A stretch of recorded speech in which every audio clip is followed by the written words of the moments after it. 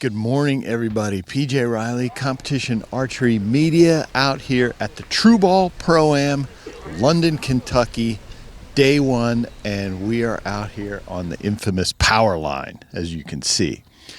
Two brand new ranges. We've got Open Pro behind us. That's who we're going to follow this morning, and we're on a brand new range here. The other side of the POWERLINE is also brand new, so these folks have never seen this layout of what they're shooting at today.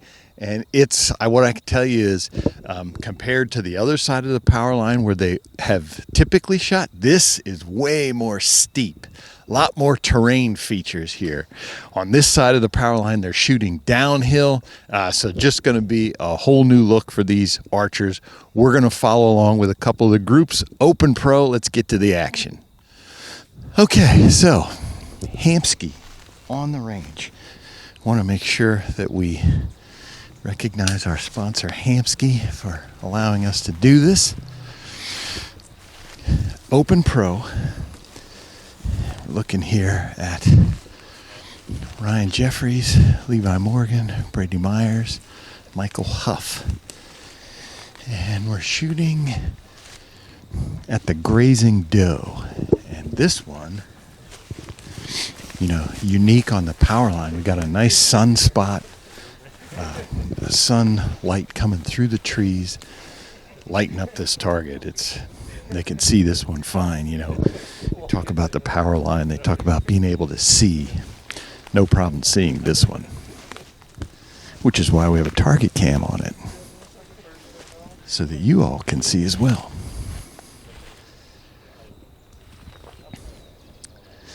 But again, this is a brand new range, just cut this year. So no experience. Nobody has any experience with this.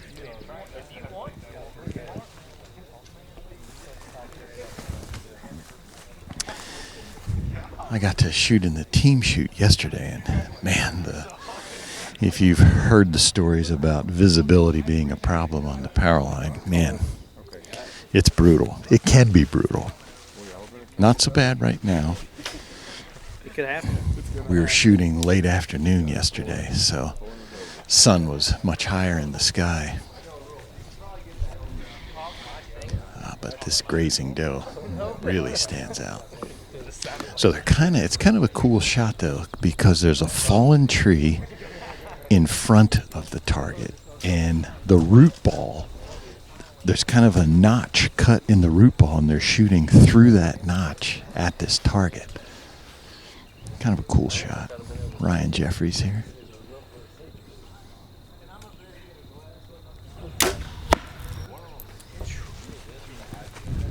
Looked like that was low for Ryan.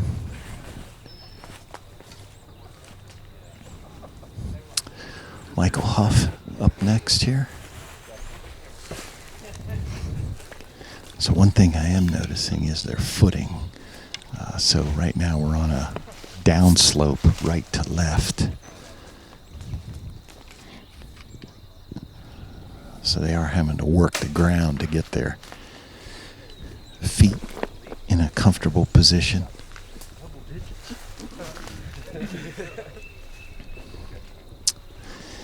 And I'm wondering if that tree in front of the doe didn't affect Ryan's yardage estimation, because you cannot see the ground between the tree and the doe.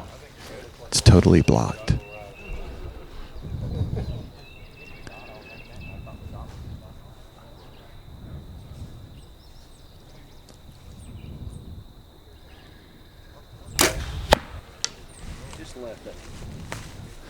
Looks like a good 10 for Michael Huff there. Next up, we got Brady Myers. Brady is the winner of our first tournament this year in Open Pro at Foley, Hoyt Easton Pro-Am. Brady Myers won that tournament.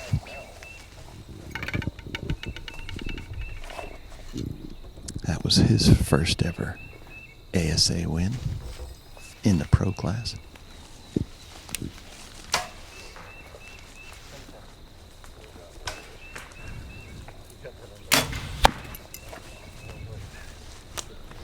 Next up, we got Levi Morgan. Yeah, you can see him working the ground there. Trying to get a solid foot set.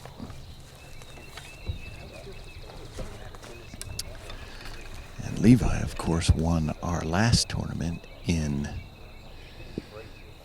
Minden, Louisiana, with a crazy, if you haven't seen that finals footage, you got to go back and check that out. He shot unreal in the shoot down to win that tournament. And he finished second in Foley, so he's got 2 podiums already. Upper is called. Now the sun kind of went away on Levi, so you can still see the target, but it's not lit up like it was for the other guys.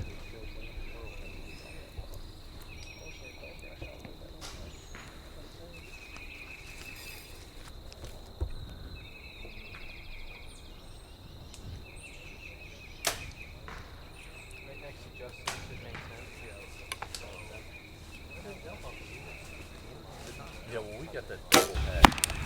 Like 6 o'clock team. Got 3 10s and an 8, I believe, for Ryan Jeffries. Real great line. Yeah. Puts Michael up. Good line. All right, so now this is more of a typical POWERLINE target here. We have a black panther. I haven't moved mine yet. And something new here at Delta McKenzie targets is they've switched to a matte paint. So this target used to be really shiny. And so even in a dark hole like this, you'd get little reflections that gave you things that you could reference to aim off of. Well, now with this matte finish, it is just solid black. There is no reference. So it's sitting dark, and I mean, they can easily see the target, but trying to pick out rings, I don't know how they'll be able to do it. We'll ask Chance here when after he shoots what he was able to see, because from back here I can clearly see the target, but I couldn't tell you where the core line is, let alone scoring rings.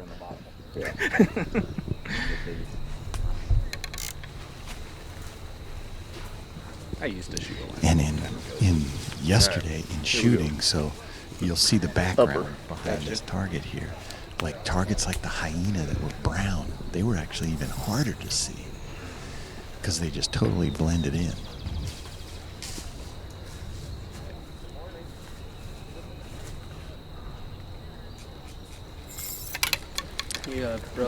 No, I never even put my thumb on the trigger. Yeah. I seen what I could see, and it ain't much. That sounded solid. It sounded hard.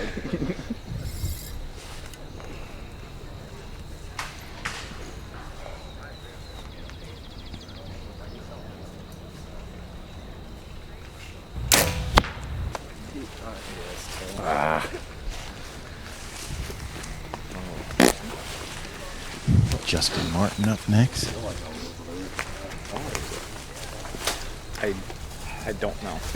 We have no idea. Chance, what are you able to see on this target? Nothing. Be there. Nothing at all. Nothing at all. It's a complete silhouette.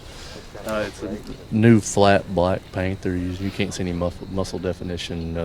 I mean, it's just a black hole. So leading off is no fun.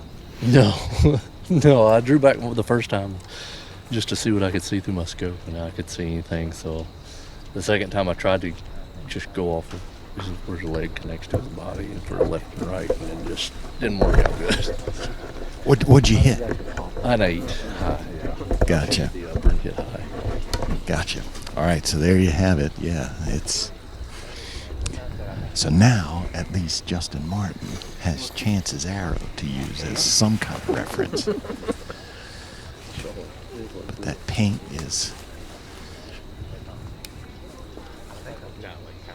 makes it difficult. So, Yeah, you got a chance at 6. You got a chance at 6. Good shot, Justin, what could you see down there?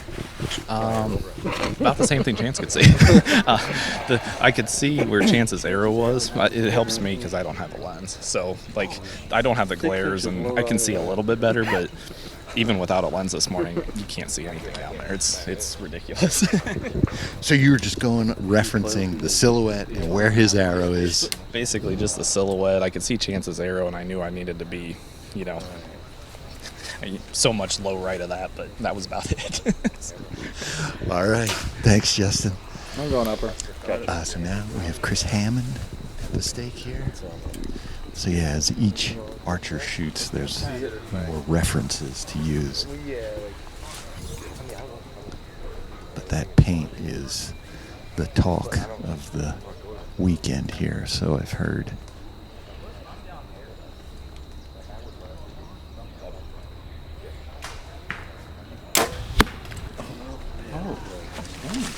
I would imagine just getting a 10 on these targets is probably good enough.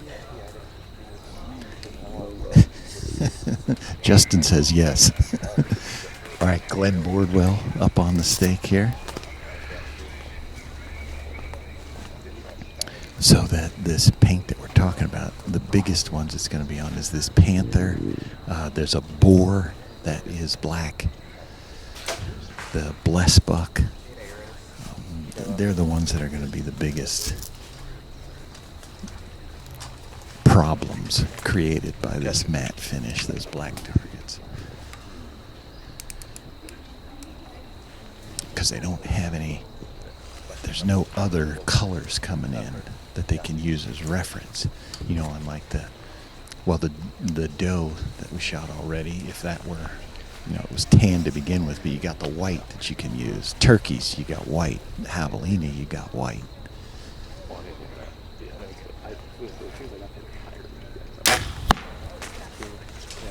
Just right of it. 10 for Glenn. But yeah, it's those targets where in the scoring area, if there's no other color to use, you have no reference to go off of. Like, I need to be left of this white dot or something like that.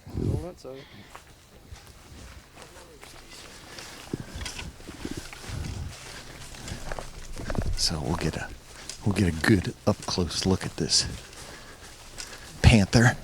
Oops.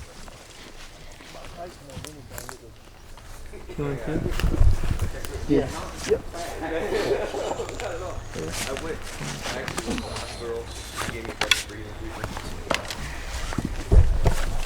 Feels like 10s are bonuses. All right, so far. There we go. Well, that was awesome. So you can see those gray dots from the arrow impacts, but from back there, with this lighting, you just can't see those. If the sunlight were coming in, they could see those, but you can't see them this morning. All right, so back on here, and now this one's ugly. I'm not gonna lie. I'm standing, I don't know, 8 yards behind them. I can't see the target at all. I'm in the sunlight. They're totally in the tree canopy, so they might be able to see a little better, but this one's pretty brutal. This is a boar, not the black boar. This is the Russian boar. And so it's brown, and this is what I was talking about. Everything around it is brown. I think this is worse because now the target blends into everything around it.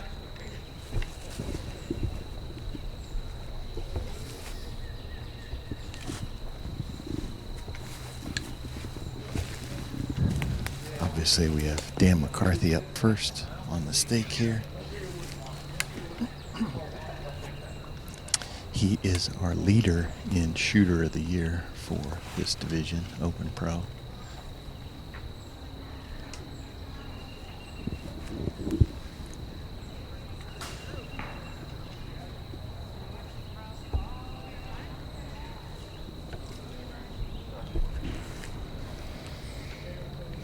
He's the leader, but he has not won a tournament yet this year. An ASA tournament, that is.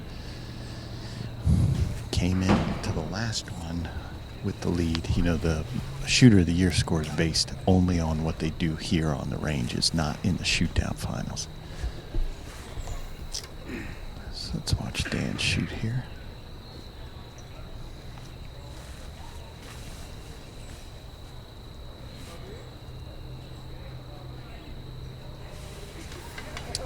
Yeah, I'm sure Dan was seeing what he could see. This thing sucks.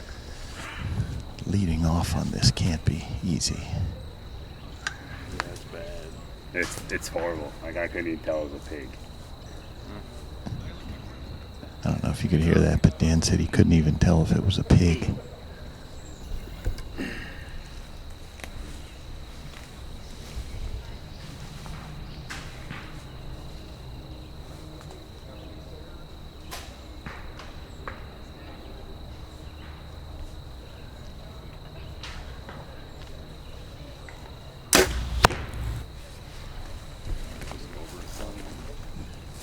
Can you describe, Dan, what you are able to see down there, leading off? Yeah. So I was drawn back. There's kind of like a little light spot just left of the 12, like probably a couple inches, kind of leads up, points in the direction. That's what I was going to aim off of. I drew back. I couldn't see any of that. I couldn't even see its head or its front shoulders or anything. I couldn't tell where its head started or stopped or anything. I could see there's a leaf kind of by its flank, in front of its flank off the ground, and then there's a leaf kind of like there's a bunch of stuff covering even its front legs, so you can't really see its front legs. So I actually ended up trying to come across its belly. I picked there was a leaf or a branch that's lit up that's like 2 feet in front of the target, and that's what I tried to get my left and right off of, and then I aimed. I mean, I was aiming like this far off of a branch that I could see sticking up here. But I was aiming, if you can see it there, you can see that, like, I don't want to say a distance, but a certain distance in front of the target, there's that little spot of sunlight that comes through. Like, that's the debris that I was using to aim off of, and I was trying to aim like 10, 11 inches off of higher than that, and a little left because you struggle to even see. Could you even see its belly line? Yeah. Like, it's just literally like just fades into black, and so when the first time I drew back, I was like, okay, we'll see how it sees. And then I drew back, I was like, I couldn't even tell if it was a pig or what it was. I could kind of see it. You can kind of see its butt area, like its flank, that green right there. You could see, I could pick that up, but other than that, I couldn't tell where its belly line was or where its shoulder was or back or anything. Not ideal. No, not what I want to leave. But, Thanks, Dan. yeah. But I don't know that it'd be any better being second. All right, yeah. I doubt you can see mine. Because there's no light on the arrows. I mean, even though you could maybe see it naked eye, I don't think you can see it there. It was way darker than what I thought it was. Good shot, man. Hey. Which is all of this part of the thing. So, there you have it. Brutal. From Dan McCarthy there. Yeah, Chris Hacker said he couldn't see Dan's arrow. He shot second. So that's the power line at London. That's what you have to deal with. That's like old power. Yeah. This is a new range, so this is thicker. Yeah, and this is similar to the old power line that we used to shoot down there before they cut it. It was always like this, really dark, really hard to see. And just when they cut that, it opened it up a lot. You can see a whole lot better. You did a select trim? Yeah. Yeah, because the foliage here just cuts everything.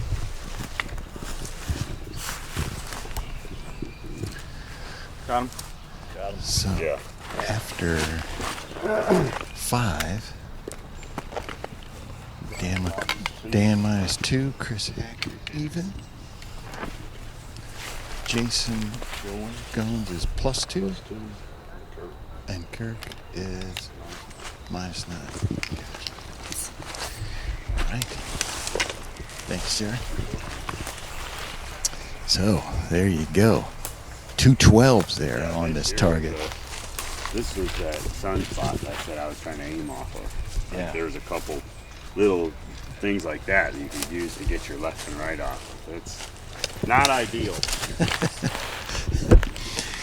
All right, there you have it. Whose leads this? Okay, so I know whose it's this not. is one I wanted to show you. It's not So yours. this is I the think I got turkey shot first on on that last one. our target camera. You can see the scoring rings perfectly clear, but I promise you, from back at the shooting stage, it is a different story. But this is the turkey, so you got white paint on the wings that'll give them a reference that they can go off of. Take your time, shoot at people down right on the left. So this is a lot different than shooting at the panther, because there are, if you know you're leading, you've got aiming references to use. It's still the turkey, and nobody likes the turkey. But yeah, don't go by our target cam, because it does not look like that from back here. Looks like Braden Jones is up first. I'm way on that group. Yeah, I would wait. They probably wouldn't take You count should of mention this is open pro, so these guys are having to judge distance, not using rangefinders.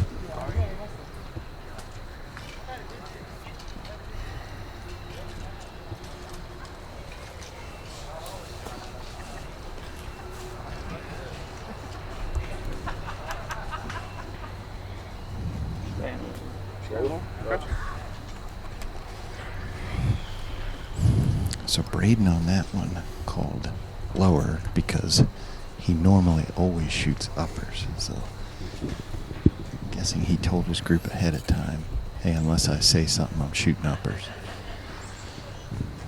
But lower makes sense because you got better aiming references leading off.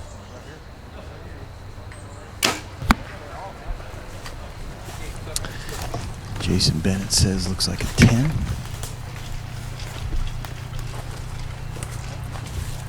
This is probably going to be a round where, man, if you got to get them when you can. You know, we always say you don't need to hit them all, but today,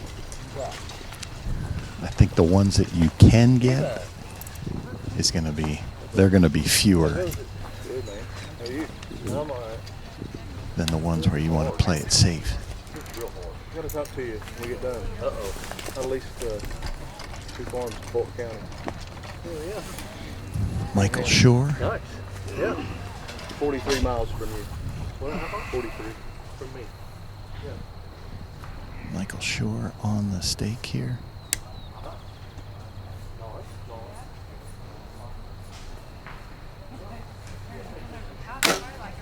Left.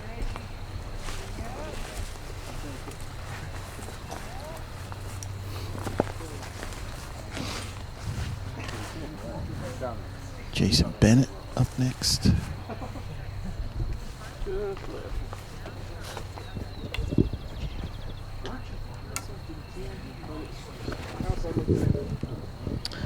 Right, so Michael says his arrow is going to be close to the 10,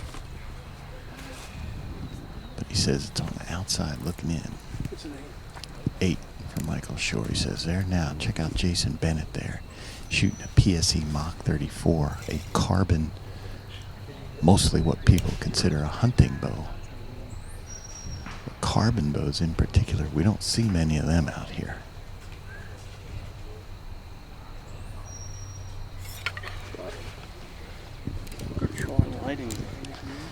Pretty cool to see. We're seeing more and more of the pros shooting hunting bows out here. 34-inch bow, that's a, that's a long axle to axle hunting bow. On the shorter end for target. But like I said, carbon, we really don't see carbon bows. That may be the only one out here. Obviously it shoots good.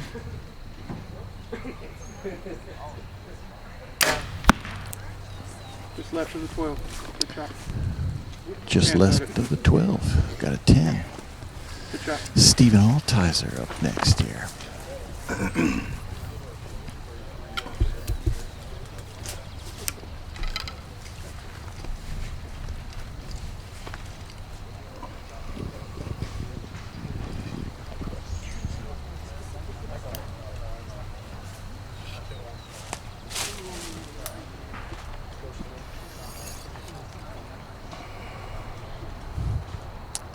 Stephen Altizer shooting a wrist strap release. 10, right there, Jason. Looks like the Scott S2. Feel better? You okay? Good shot. Got a 10 there for Stephen Altizer.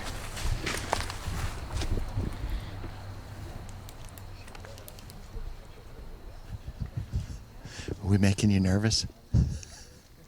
What could you see down there on that turkey? Black. I don't know if it was the turkey or if it was just the color, but it was all black. So no, Jason put a good knock right beside the 12, so I had something white to aim at, so it looked good. Yeah, a bunch of good shooters, man. Everybody here's, you know, I'll make new friends next year, go to seniors. So we're going to talk about retirement, future grandkids, these young. All the good stuff. All the good stuff, yeah. So this will be my last 3 tournaments will be in this class. It's tough to compete with these young guys and stuff. I seen a white speck. I'm like, oh, there it is. Let's send it. Hey, these young guys don't realize that what starts to break down when you get close to the 5-0. Yeah, and then when you're trying to set your sight as well, you know, your sight gets farther and farther away. You see adjusted. So it's a lot of fun, man. I enjoy it. A lot of great people out here. How long have you been shooting Open Pro? Oh man, let's see. Probably 20 years, I guess. Yep.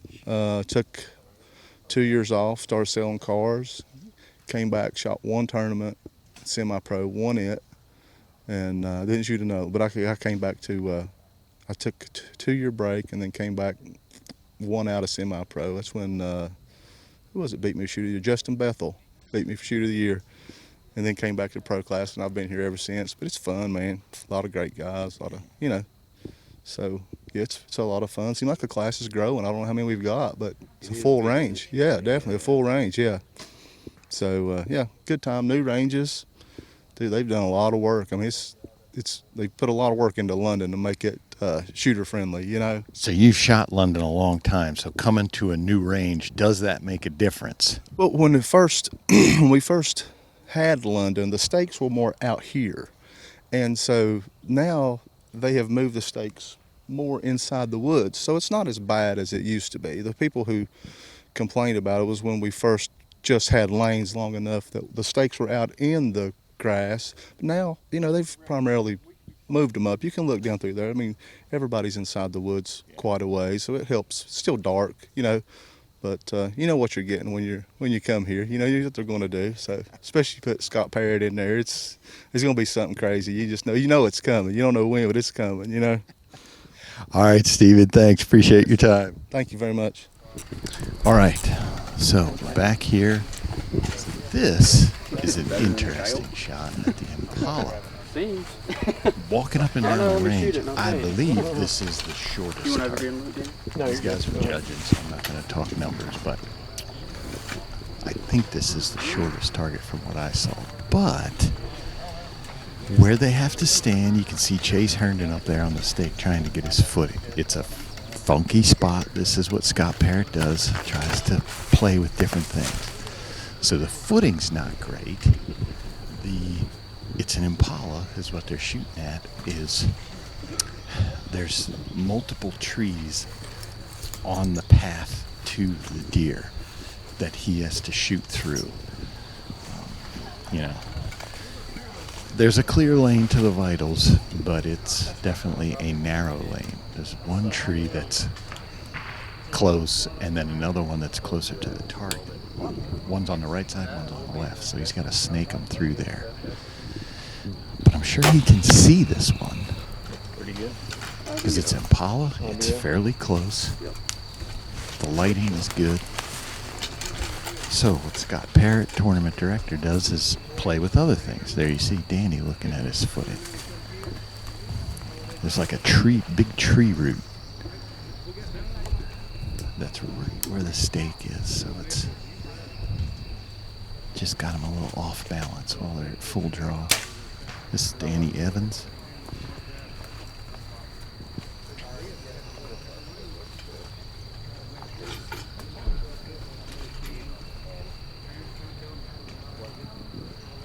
So this is going to be one of the ones where I would think everybody's thinking, man, I kind of need this one. It's not very long. You can see it.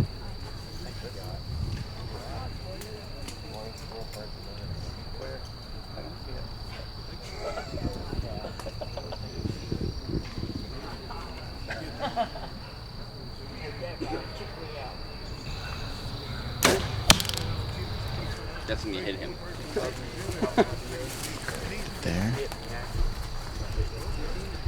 So it sounds like our first two shooters are 10s. Now we got Jacob Slusar's up. Beautiful weather here we got this weekend, which is unusual for London. It seems like it's either raining or about 100 degrees. But we got blue skies, no wind. It's cool this morning. You see folks wearing long pants. I got a vest on, long sleeve shirts. Nice, great weather.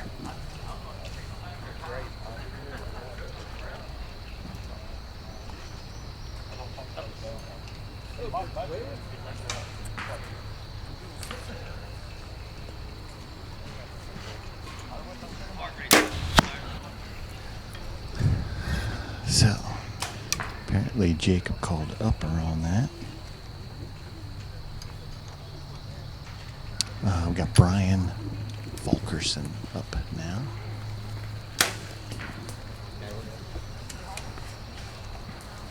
On the stake.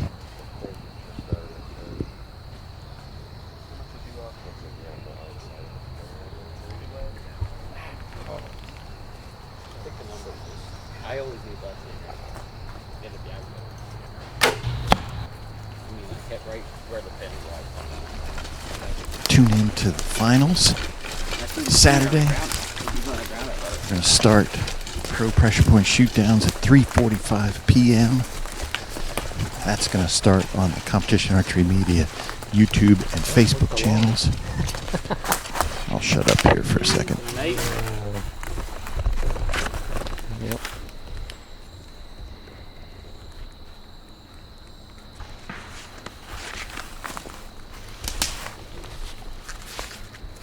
Got him? Hmm?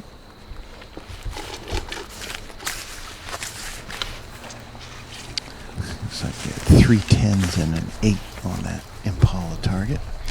But yeah, as I was saying, tune in to the finals, 3:45 p.m. on Competition Archery Media YouTube and Facebook channels. 5 o'clock we will bring in on the Sportsman channel. We'll still be on our Facebook and YouTube, but then we'll go to the Sportsman channel as well at 5 p.m. Hamskea on the range. Thanks for joining us today.